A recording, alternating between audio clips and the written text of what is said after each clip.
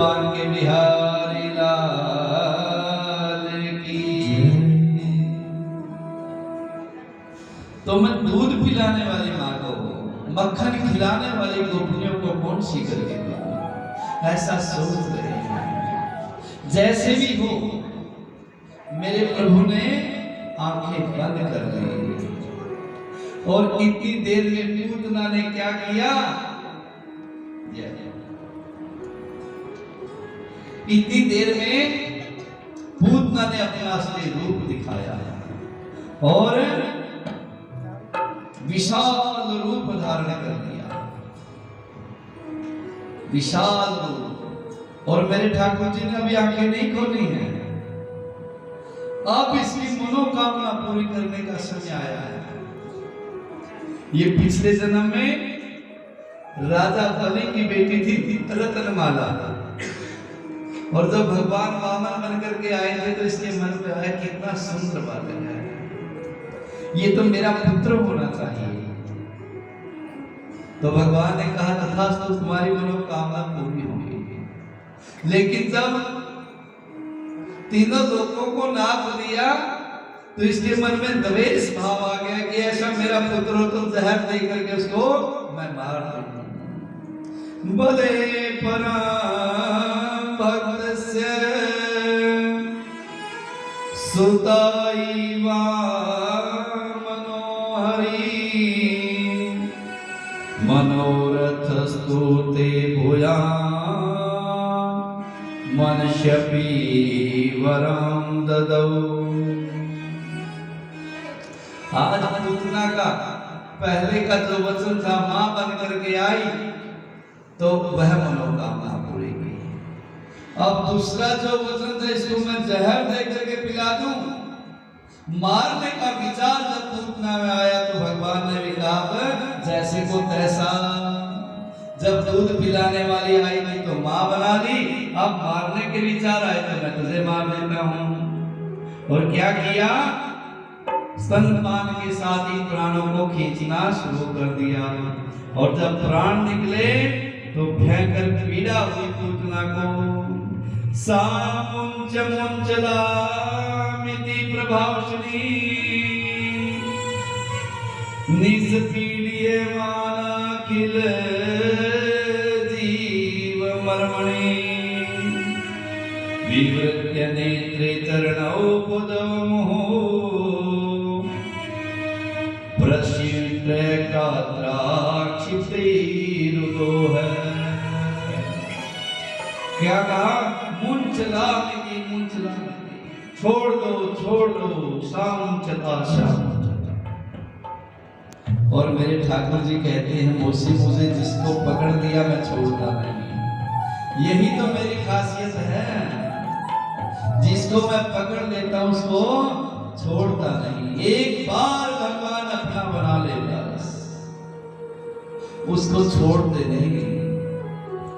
बाल सखाओं को अपना बनाया तो उनकी रक्षा के लिए अगासुर के पेट में जाकर के चले गए। अघासुर पाप के अंदर भी प्रवेश कर गए। भगवान अपने भक्त का पतन नहीं होने देते। करहूं सदा तिनकी रखवारी, करहूं सदा तिनकी रखवारी, जिनी बालक राखई महतारी, जिनी बालक राखई महतारी। करहूं सदा तिनकी रखवारी, जिनी बालक राखई महतारी। भगवान कहते हैं कि मैं अपने भगत की रक्षा इस प्रकार करता हूं जैसे मां अपने बच्चे की करती है।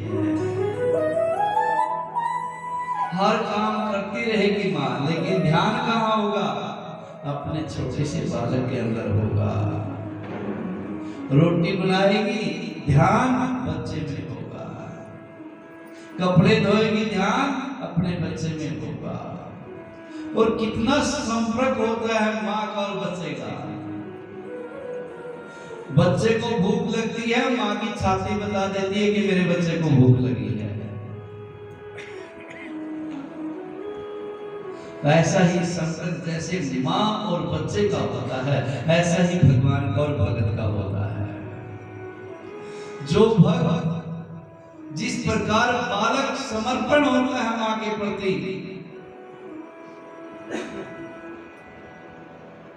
बिल्ली का बच्चा देखा है, कुतिया का बच्चा देखा हो, जब वो अपने बच्चे को सुरक्षित स्थान पर ले जाती है, मुंह में दबा लेती है, ना बिल्ली का बच्चा हिलता है ना कुत्ते का बच्चा हिलता है,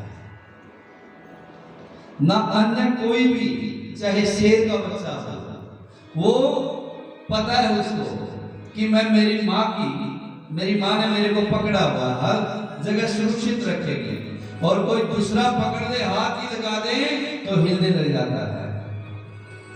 क्यों? क्योंकि उस बालक में समर्पण है। ऐसे ही भगत में समर्पण होना चाहिए। और जो समर्पण नहीं करते हैं, जिस प्रकार मां के मुख में जाने के बाद भी अगर बच्चा हिले पशु पक्षी का, तो दांत लगने का खतरा रहेगा। ऐसे ही भगवान की स्थिर छाया में समर्पित हो जाओ कि हे परमात्मा, जैसा तुम कर रहे हो वो मेरे लिए अच्छा होगा, इसमें कोई संशय नहीं है। लेकिन जब तुम भगवान की सत्ता को चैलेंज करते हो, दुखी होते हो, चिंता करते हो, विचलित होते हो, तो वही तो दान है। विचलित मत हो, चिंता मत करो, चिंतित करो।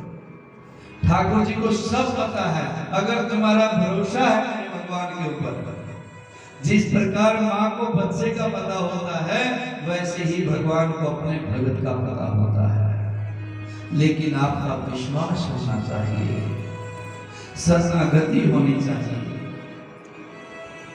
जिस प्रकार बच्चे को माँ पर पूर्ण विश्वास होता है, जैसा वो कहती है वैसा ही बालक करता है, और हर व्यवस्था माँ करती है, नहलाने की, खिलाने की, पिलाने की। लेकिन जैसे बच्चा बड़ा होता जाता है, वैसे माँ का ध्यान हटता जाता है। क्यों? क्योंकि वह बच्चा शरणागति लेना छोड़ देता है, स्वयं के ऊपर डिपेंड होना चाहता है। जब कपड़े डालना स्वयं शुरू कर देता है, माँ उसको कपड़े पहनाना बंद कर देती है। स्वयं नहाना शुरू कर देता है, माँ छोड़ देती है। वैसे ही हम हैं, जब अपने ढंग से जीना सीख लेते हैं, भगवान भी छोड़ देते हैं, जाओ भाई। लेकिन स्वयं अपने ढंग से नहीं, भगवान का सुमरण करते हुए जियो। हर काम परमात्मा का नाम लेते हुए जियो। तब देखना कहने का भाव, भगवान आपकी एक एक कर्म को याद रखते हैं, एक एक बात को याद रखते हैं। पूतना का कब का वचन है, आज दोनों पूरे कर दिए, और कह रही छोड़ दो छोड़ दो। भगवान कह रहे हो सी, मेरे अंदर तो यही कमी है, मैं जिसको पकड़ लेता हूँ, जिसको अपना बना लेता हूँ, उसको छोड़ता नहीं। और इतना कहते ही प्राणों को खींच लिया, और धड़ाम से ही पूतना गिर पड़ी। लेकिन उस समय नंद बाबा वहां नहीं थे। नंद बाबा कहाँ गए हुए थे? मथुरा में गए हुए थे, टैक्स देने के लिए, कर देने के लिए। बच्चे हुए ना, तो उनका राजा को भेंट स्वरूप देने के लिए जब आए हैं,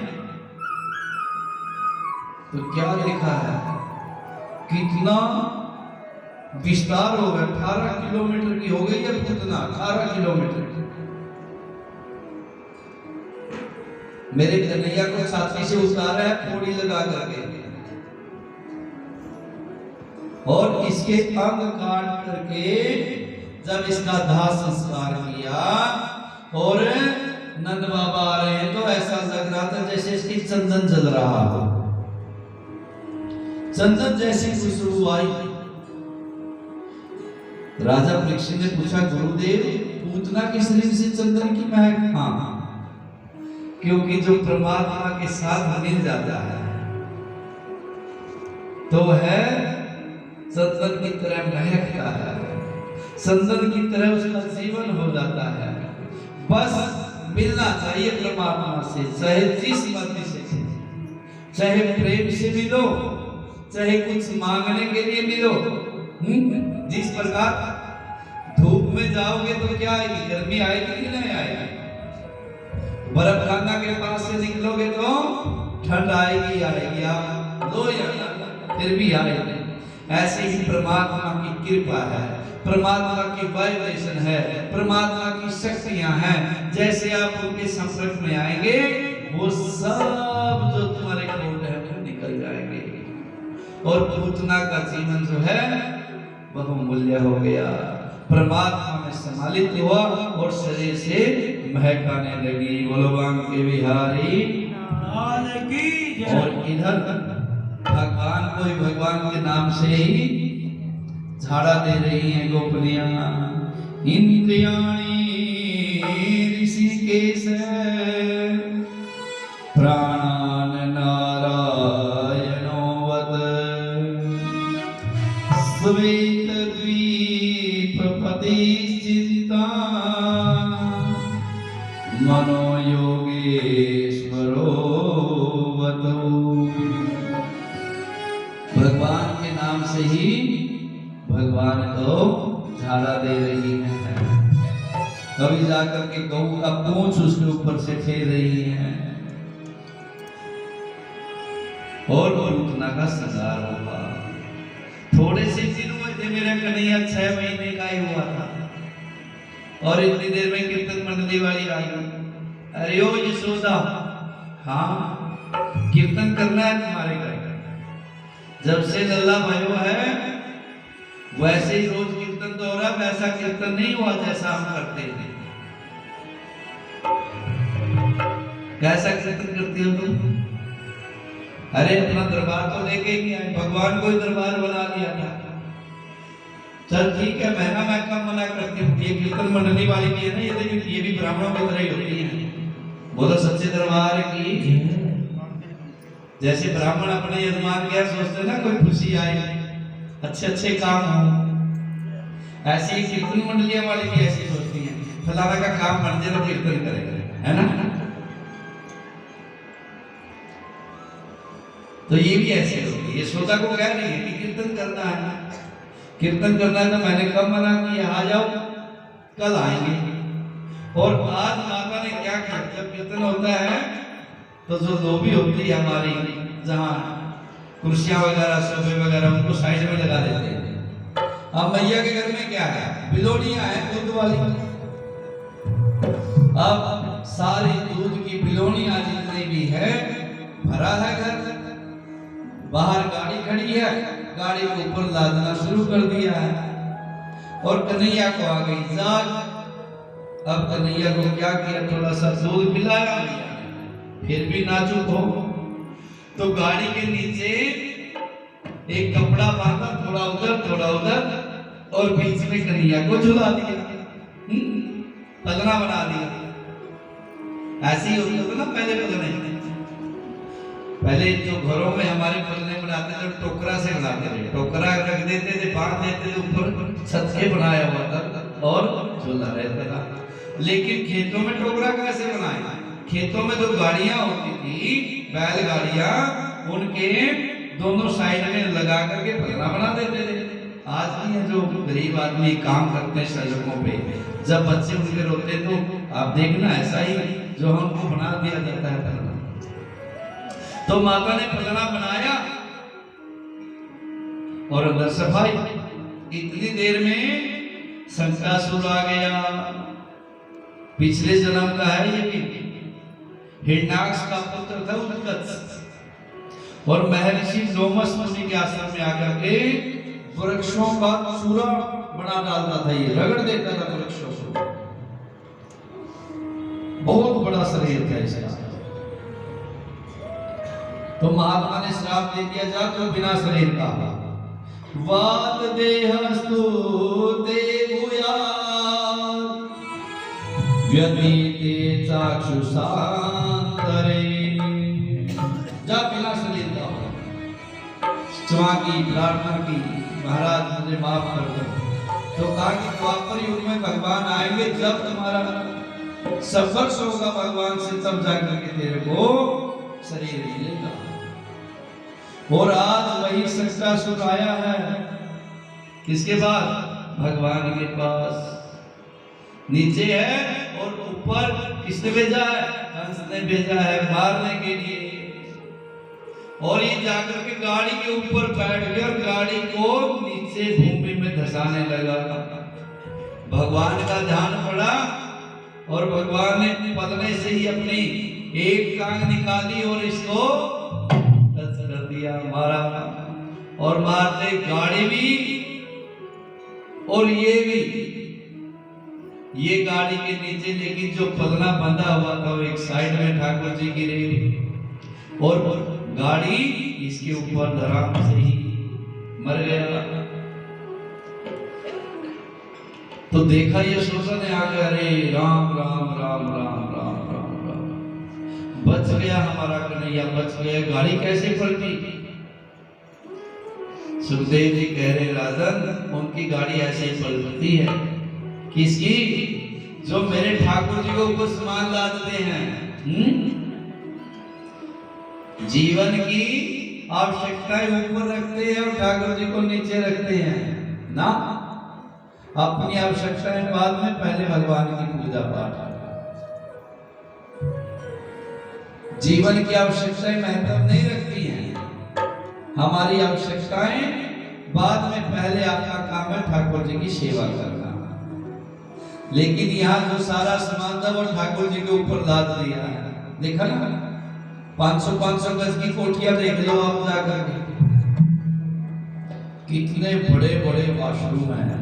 हे भगवान, कितनी बड़ी रसोई है, कितने बड़े बड़े कमरे हैं। और मंदिर है लकड़ी का बना करके रसोई में टांग देते हैं।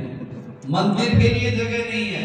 अर्थात हमारी आवश्यकताओं की जो चीजें वो भगवान से ऊपर हैं। जो भगवान से ऊपर बनाते हैं ना, उनकी गाड़ी चलती नहीं, पलट जाती है। इसलिए पहले अपने घर में मंदिर बनाओ, शांति सुंदर मंदिर होना चाहिए आपके घर में। बल्कि हम तो कहते हैं कि सबसे पहले पूछते हैं, भैया मंदिर है? जहाँ भूमि पूजन करने जाते हैं ना, घर बनाना होता है, मंदिर तो नहीं है जी। भाई कम से कम मंदिर की जगह तो रखो। किसी के यहाँ हो जी मंदिर यहाँ है, हम पहले कहते हैं तुम घर बाद में बना लो, जहाँ मंदिर की जगह आएगी वहीं से भी प्रारंभ करो, वहीं पूजन करवाते हैं। ये आपका महल जो बनेगा, जो कोठी बनेगी, वो मंदिर के सहारे बनेगी। कोठी के सहारे मंदिर नहीं बनाना है। आप अपने घर को नाम मंदिर का दो,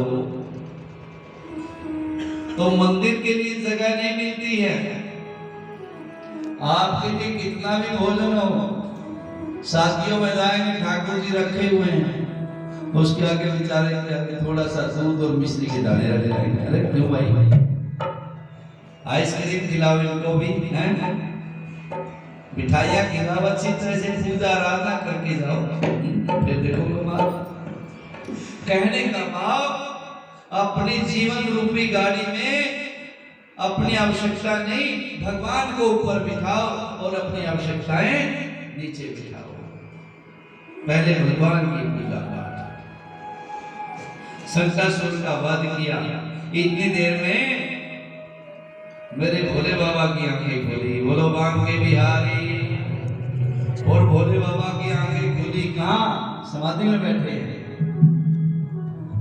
आंखें जब खुली, देखा मेरा प्रभु तो आया हुआ है पृथ्वी पर, नहीं तो बैकुंठ में जाना पड़े मिलने के लिए, ये तो दिन से ही आया हुआ है।